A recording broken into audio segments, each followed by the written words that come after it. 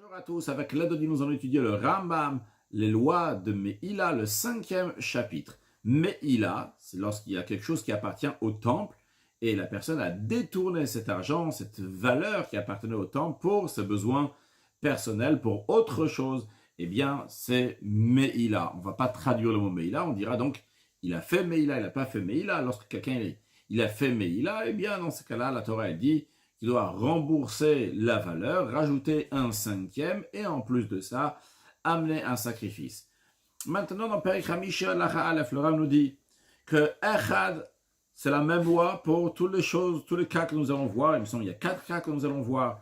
Premièrement, à Magdish Lebet de Kabaït, Davar Araoui Lebet de Kabaït, quelqu'un il a consacré pour l'entretien du temple quelque chose qui convient pour l'entretien du temple. Qui gon even, okora, que ce soit une pierre, une poutre, qui convient très bien pour l'entretien du temple, ou bien, un deuxième cas, Magdish le Bedek Habayit Davar Araoui la Misbeach, quelqu'un qui a consacré pour l'entretien du temple quelque chose qui convient, non pas pour l'entretien du temple, mais pour être offert sur l'autel en sacrifice, qui gon kvasim, il a offert des agneaux, vetorim, des oiseaux.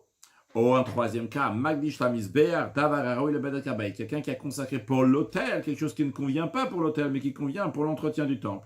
Qui gon even okora, comme par exemple une pierre ou bien une poutre, ou bien un quatrième cas, nous dit, Magdish lazev lazet dvarim sheinam ru'im lo lazev lazev, ou bien quelqu'un qui a consacré pour l'un ou pour l'autre, c'est pour l'entretien du temple ou pour l'autel, des choses qui ne conviennent pas ni pour l'autel ni pour l'entretien du temple, qui gon comme par exemple à Magdish tarnegolim, quelqu'un qui consacre des coques, vechometz, ou bien du vinaigre, vetzir, de la sauce de poisson au caca, on terrain, on discutera dans la suite du terrain. Afilu higdish ashpam leazevel, même si il a consacré un dépotoir qui est rempli de fumier, au afar, ou rempli de terre, au efer, rempli de poussière, de cendre, moalin bekulan mishash ou de shoachipad. Dans tous ces cas-là, il y a la notion de meila, quelle que soit la manière comment il a consacré, que c'est consacré pour ci ou pour ça, du moment où c'était consacré pour l'entretien du temple ou bien pour l'autel, ça ne change pas si ça convient pour l'entretien du temple, ça convient pour l'autel ou ça ne convient pas pour les deux. Depuis le moment que c'était consacré, eh bien, il y a la notion de Meïla jusqu'à que ces choses-là vont être rachetées. Et à ce moment-là, donc, la sainteté va aller sur l'argent et ces choses-là seront profanes. Évidemment, dans un cas que Dvarim Arouim, les padot, si c'est des choses qui peuvent être rachetées, si c'est des choses qui ne peuvent pas être rachetées, il n'y a pas de Meïla. Halacha bet, kol kotche bedek habayit, im dvarim shemoa niba mikotche misbeach. Toutes les choses qui ont été consacrées pour l'entretien du temple, avec les choses qui a Meïla, des choses qui ont été consacrées pour l'autel, mitztaf imze le Meïlas, s'associent, donc s'additionnent les uns avec les autres pour la valeur d'une puruta, donc la plus petite valeur qu'il peut y avoir, qu'à partir de ce moment-là, de cette petite valeur de shaveputa, à partir de là, il y a la Meïla, et s'il a profité d'une valeur, d'une puta de tous ensemble, par exemple, il a profité d'une demi-pouta à quelque chose qui a été consacré pour l'entretien du temple et encore une demi-pouta de quelque chose qui a été consacré pour l'autel, eh bien mal, il a fait Meïla. Halacha Gimel. Achal ve'echil chavero. Si Rouven il a mangé, et Rouven a fait manger Shimon aussi. D'après certains, le Rambam ici il parle d'un cas que c'est Rouven qui a mis directement dans la bouche de Shimon. O nena ou mehane chavero. Bien que Rouven a profité, il a fait profiter Shimon des choses qui sont consacrées. Eh bien, est-ce que ça s'associe ou pas? Réponse oui. Achilato vanayat chavero. Donc le fait qu'a mangé Rouven, est-ce qu'il a fait profiter, ce que Rouven a fait profiter à Shimon, ou bien achilat chavero vanayat, ou bien ce que Rouven a profité, est-ce qu'il a fait manger à Shimon? Kula mitztafin le meila. Eh bien, ce qu'il a mangé, ce qu'il a fait profiter, ou ce qu'il a profité, ce qu'il a fait manger, s'associe l'un à l'autre. Et si donc en tout il y a eu un profit de la valeur d'une puta, mal Rouven a fait Meïla. Alachadalet, a Meïla mitztarefet lizman merube. La Meïla s'associe, même si c'est séparé donc par un long intervalle de temps. Kitzat, comment ça? Nana ayom mina hekdesh, venana lachakayim. S'il a profité aujourd'hui donc de quelque chose de consacré, quelques jours après, il a encore une fois à nouveau profité du hekdesh, de quelque chose qui est consacré. Donc la première fois il a profité, il y avait moins d'une puta, et la deuxième fois il a profité, il y avait aussi moins d'une puta. Mais ensemble, ça va faire une puta. Alors si c'était be'el mechal, si c'était dans le même inadvertance, dans le même non-savoir. Il n'était pas au courant qu'il avait profité de la première et que ça arrivait la deuxième. Mais en tout, il y a une puta. Eh bien, arel ou mitztaf une puta. Eh bien, ça s'associe à une puta ou mal. Et il a fait meila. Si dans le premier profit, il y avait une demi-puta et dans le deuxième profit, il y a une deuxième puta. Et les deux profits, donc quand ça arrive le deuxième profit, il n'était pas au courant encore du premier et après il a su, eh bien ces deux-là s'associent et la personne a fait meila. Alachahe, en meila, elle a betalush mina kaka. La meila s'applique uniquement sur quelque chose qui est détaché du sol. Avalanen bekaka atzam mchubala, celui qui profite du terrain lui-même ou bien quelque chose qui est rattaché au sol, l'omal, il n'a pas fait meila, filou pagam, même s'il a fait une dépréciation du terrain. Ketzad, comment cela? Celui qui laboure un champ consacré. Et en labourant, donc il a eu un profit. Au azoré abar, ou bien quelqu'un qui plante quelque chose, il sème dans ce champ consacré, pas tout, il est exempté. Il n'a pas fait meila parce que c'est un profit de quelque chose qui est rattaché au sol. Natal me'ava kavenena bovgama, si il a pris de la poussière de ce champ et il en a profité et il en a fait une dépréciation, mal à ce moment-là il a fait meila. Pourquoi? Parce que c'est plus rattaché au sol, c'est la poussière du champ. Hadash, celui qui foule, donc avec sa vache, avec son animal, bizdehegdesh, donc il va dans le champ, il est consacré là-bas, donc il amène sa vache et il va fouler donc les grains. Mal, il a fait meila. Pourquoi? Chez Avak Shela, car la poussière du champ, Moïl la Sade, il y en a certains qui vont la version ici, Moïl la Disha, ce qui veut dire donc la poussière qu'il y a dans le champ aide le fait de battre, de fouler ses graines. Donc, Varenen Avak ou Pagambasade. Et il a profité donc de la poussière du champ. La poussière du champ donc n'est pas rattachée au sol. Et il a fait une dépréciation au terrain, au champ. De même, s'il a labouré un champ consacré, son but était donc justement pour soulever de la poussière. Pourquoi il voulu soulever la poussière? La SF chez Nathan Ba, pour les herbes qu'il y a déposées là-bas. La SF, et après il a ramassé ces herbes. Mal il a fait meila. Adar b'marategdash. Dans le Ram nous dit quelqu'un qui habite dans une grotte qui a été consacrée. Il n'a pas profité, c'est rattaché au sol.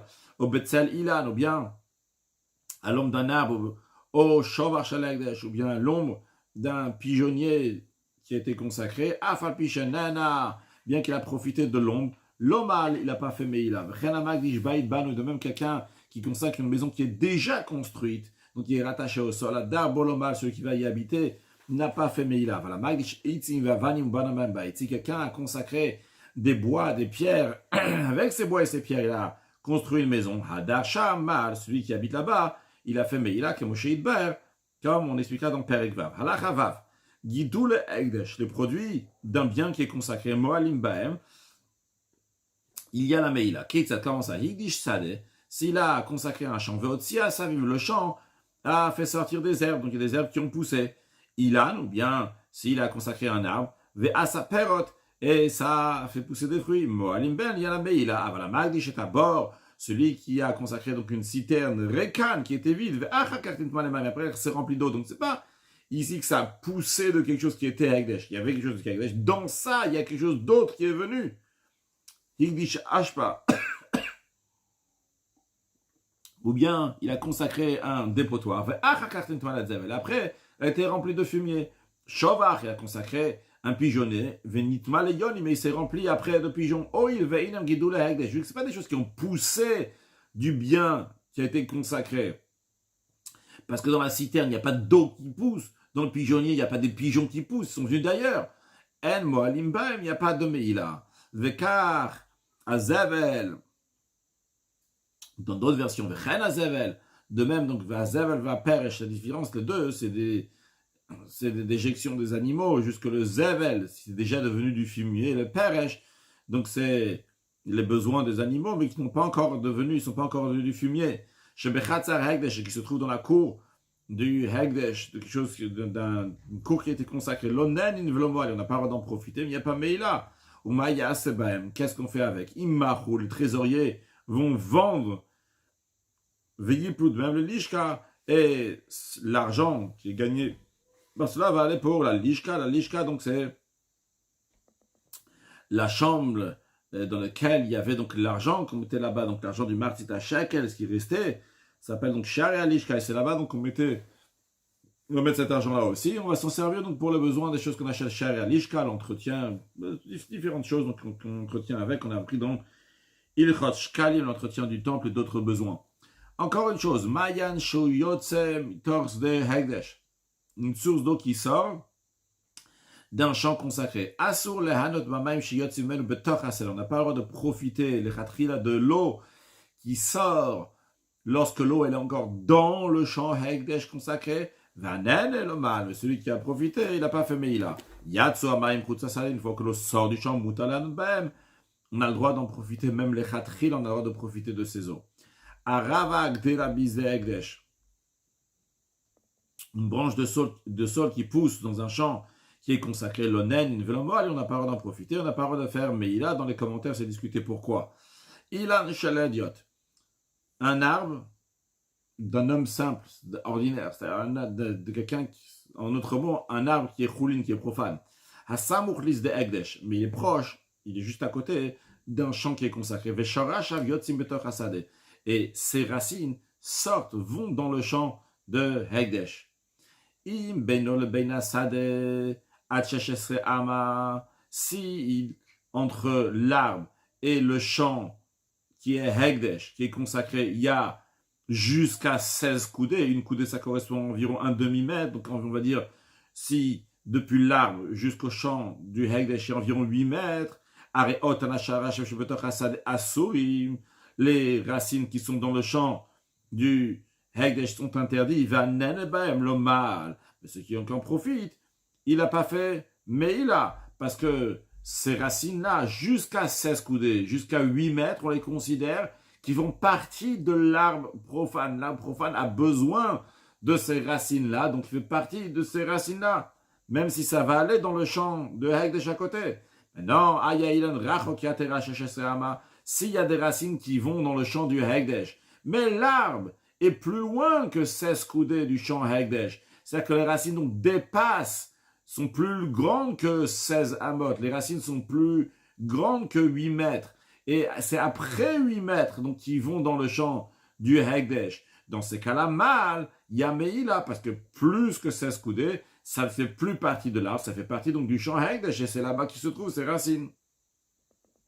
Maintenant, dans le sens inverse, Ilan Shal Hegdesh, si c'est un arbre donc, consacré à Samouklis de Hediot, et qui est proche, qui est à côté d'un champ profane, et l'arbre du champ qui est Hegdesh, ces racines vont dans le champ de l'ordinaire qui est profane.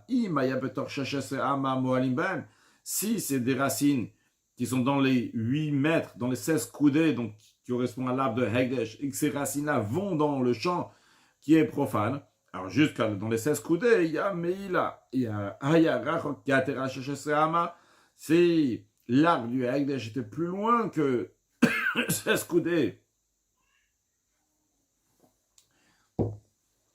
du champ profane, Otana Sharashem Shevetors de Hediot, ces racines qui sont dans le champ ordinaire, dans le champ de profane, eh bien, vu que c'est plus que 16 coudées, donc ils sont plus considérés comme l'arbre, s'ils sont considérés comme l'arbre, ils sont plus partie du Hegdesh, mais quand même, l'onen, il n'a pas le droit d'en profiter. Si on a profité, il n'a pas fait meila. Lachazain. Ken shaberosh ha'idan shel Hegdesh. Donc un nid qui se trouve sur le sommet d'un arbre Hegdesh. Mais comment il a été construit? Chez Banaoto Ha'of, que l'oiseau l'a construit après que l'arbre a déjà été consacré. Il y a un oiseau qui est venu. Il a construit avec des bois qui viennent d'ailleurs, avec des herbes qui viennent d'ailleurs, donc pas du Hegdesh. Eh bien, tout le nid avec les œufs qui sont dans le nid, avec les oisillons qui ont encore besoin de leur mère, on n'a pas le droit d'en profiter. Et celui qui en profite, L'Oma, il n'a pas fait Meïla. L'Achachet, un Magdish et Tayar, celui qui consacre la forêt. Moalim Bekulo, il y a la Meïla dans tout ce qui se trouve dans la forêt. Ben Baïlanot, que ce soit donc les arbres après qu'ils ont été coupés. Ben Bekolken Sheberosh Ailanot, ou que ce soit donc les nids qui sont sur le sommet des oiseaux, chez Benem, ou bien qui sont entre les arbres. Alachatet, Gizbarim Sheshifu Atzeegdesh Vekitsu Otan, des trésoriers qui s'occupent donc des biens du Hekdesh consacré. Ils ont limé des planches, des bois du Hekdesh, ils les ont coupés pour en faire des poutres. Moalin be'otama eitzimaktanim shechatru be'etchekatetsu. Il y a la meïla dans les petits morceaux de bois coupés lors de la taille du bois. Aval el moalim lo bashipui. Mais il n'y a pas meïla ni dans les copeaux, velo ban soret ni dans la sciure, velo ban via sheletzim, ni dans les nœuds du bois. C'est quoi ces nœuds du bois? Voa goufa caché agol. C'est la partie dure, ronde, chez Betochet, qui est dans le bois. Domelia bel, qui ressemble à une verrue. Chez le Yitzachlim Lacha, il n'y a aucun usage avec, donc ça tombe quand on va les couper. C'est comme ça des ronds, ça fait un trou. C'est une sorte de trou dans le bois. Et la personne qui a été Magdish, le bois, il n'a pas l'intention d'être Magdish ce morceau-là. Halacha Yuda Magdish Avdo, celui qui consacre son serviteur, En Moalimbo, il n'y a pas de Meïla, car en effet, le serviteur, il est considéré comme un terrain, il n'y a pas de Meïla dans le terrain. Velobissé Aro, ni dans les cheveux du serviteur. Afal Bishiomet de Gazès, bien que ses cheveux soient prêts à être coupés. En général, on dit tout ce qui va être coupé, c'est comme si il est déjà coupé. Quand même, il n'y a pas de Meïla. Parce que c'est rattaché au serviteur. Et tant que c'est rattaché, il se bonifie. Halacha Yudalef, Azorea, Peirot, Egdesh, celui qui sème des fruits, des produits agricoles, donc du Egdesh, des produits agricoles, donc c'est pas juste spécialement des fruits, ça peut être comme par exemple donc, du blé, dans un champ donc, qui est profane. Eh bien, Podeotan, eh bien, il va racheter ces graines-là avec de l'argent, de manière que les graines vont devenir profanes. Quand est-ce qu'il va le faire? Bishad Zaran, quand ils sont encore sous forme de graines. Et même dans un cas où il n'a pas racheté ses graines, Area Gidulim, après quand ça va pousser, eh bien ce qui va pousser, Chulin c'est profane, Ven Moalim Baem, et il n'y a pas de Meïla, mais quand même, Ven Meshalmi même Keren Vechomesh, on ne rembourse pas avec ce qui va pousser, donc le capital, est-ce qu'il faut rajouter le cinquième sur une autre Meïla, dans un cas où il a fait Meïla, car on peut rembourser le capital et le cinquième uniquement des fruits, des produits agricoles qui sont metoukan, qui sont entièrement prêts et qu'il n'y a aucun souci avec eux. Et d'un autre côté, ils sont aussi chayav, ils sont redevables, ils sont, comment dire, ça s'applique donc la chala, si on va faire de la pâte avec ce qui a poussé, eh bien c'est comme de la pâte donc, qui est profane, et donc il faut prélever la chala, non pas comme la pâte qui a été faite avec du hegdesh, il n'y a pas besoin de prélever la chala. Halacha, je rappelle que la chala, donc c'est une partie donc, de la pâte qui est prise et qui est donnée au Kohen. Halacha yudbet, shmarim shal hegdesh, de lit du hegdesh, donc le lit, c'est-à-dire ce qui reste donc des raisins avec lesquels on a fait du vin, et que ça a été consacré. Et shenatan alamaim, il a mis de l'eau dessus. Donc quand il a mis de l'eau dessus, ça prend un goût de la lie, et ça prend un goût de vin, un goût de raisin. Alors, Rishon vesheni ushlish, la première fois qu'il met de l'eau dans cette lit, la deuxième fois qu'il met de l'eau, la troisième fois qu'il utilise cette lit pour ajouter de l'eau, pour donner un goût, c'est 3 fois là, sur la bonne part en profiter. Ve'anen et le mal, celui qui a quand même profité, il n'a pas fait, mais il a révi. La 4e fois qu'il met de l'eau sur cette lit, moutar, c'est permis de profiter de l'eau. Medvarim amorim, dans quel cas ça s'applique, bekotche bed kabay, des choses qui ont été consacrées pour l'entretien du temple.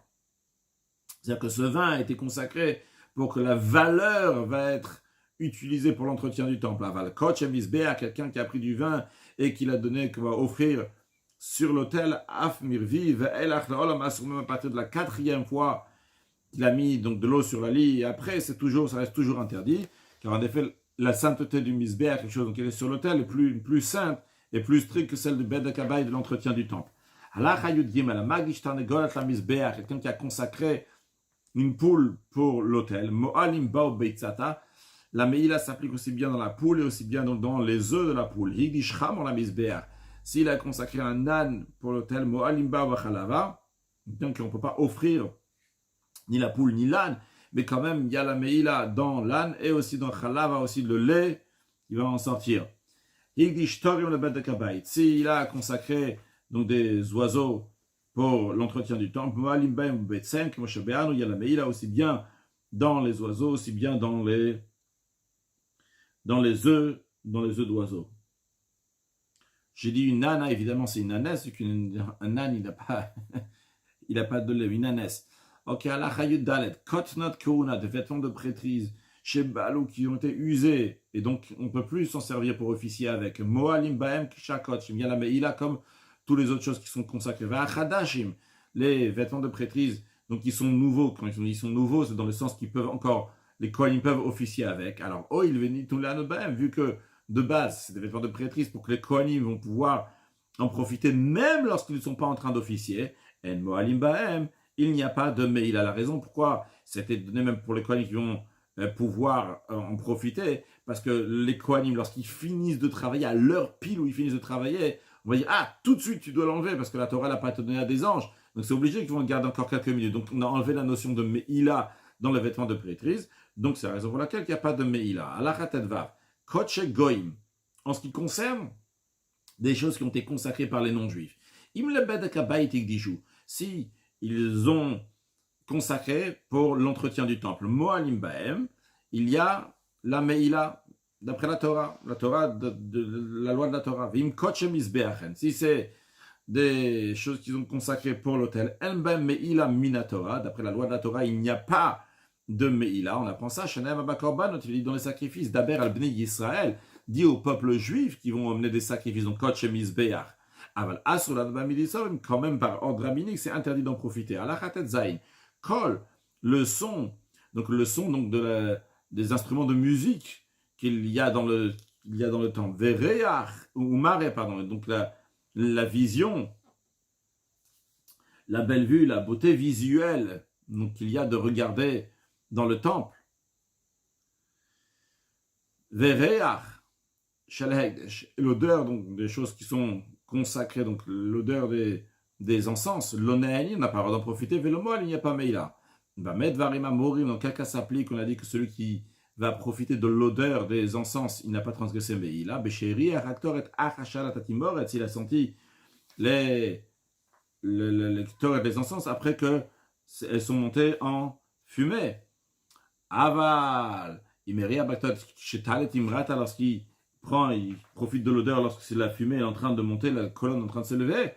Eh bien, mal dans ce cas-là, il a fait Meila. Conclure avec un mot de Chassidut. On voit ici, en ce qui concerne la notion de Meila, comme un juif doit prendre de chaque chose qui est dans le monde, d'en faire la Gdusha, faire quelque chose qui est saint, de dévoiler la vraie sainteté qu'il y a dans chaque chose. Peut-être on l'a déjà mentionné dans un autre père qu'avant j'ai oublié. Un exemple, le Rabbi nous dit que même quand il a été Magdish, il a consacré donc un dépotoir qui est rempli de fumier. Il y a aussi la notion de Meila, de la même manière qu'il y aura la Meila dans la chose la plus avec plein de valeurs très précieuses qui va être offerte. Parce que l'idée c'est quoi? Qu'un juif doit prendre chaque chose qui est dans le monde, dévoiler la Gdusha qu'il y a dans ça, dévoiler la vraie chose qui est dans le monde. C'est que Gdusha, c'est la sainteté, la loukut, la divinité. Et ça c'est notre travail en général, de faire une dira betarton, de faire une demeure à Kadosh Baruch Hu ici-bas. C'est avec des choses matérielles que nous élevons à Kadosh Baruch Hu, que nous montrons que tout ce qu'on fait, manger, dormir, faire du commerce, des affaires, tous les moyens qu'Hachem nous donne, tout cela, c'est pour prendre cette matière, l'élever à Kadosh Baruch Hu, parce qu'on fait une dira betartonim, on fait une demeure à Dieu ici-bas, et c'est ce qui va se dévoiler très prochainement avec la venue de Mashiach. Now, excellente journée.